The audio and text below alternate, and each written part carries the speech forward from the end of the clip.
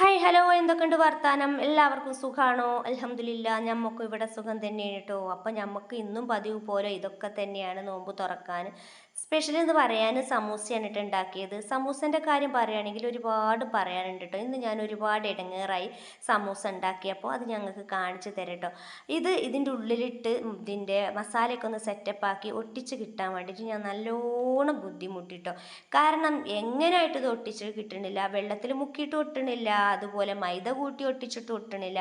ഒരു വിധം കൊണ്ട് ഞാൻ സമൂസയൊക്കെ ഒന്ന് ചുട്ടെടുക്കുകയാണ് കേട്ടോ മക്കളെ ചെയ്തത് അപ്പോൾ അതുകൊണ്ട് എല്ലാവരും സമൂസൻ്റെ ഓല വാങ്ങുമ്പോൾ റമദാൻ മാസം ഏതാണ്ട് കഴിഞ്ഞു ഓല വാങ്ങുമ്പോൾ ഒന്ന് ശ്രദ്ധിച്ചോളൂണ്ടിട്ടോ പഴയ ഓല വാങ്ങരുത് ശരിക്കും ഡേറ്റും കാര്യങ്ങളൊക്കെ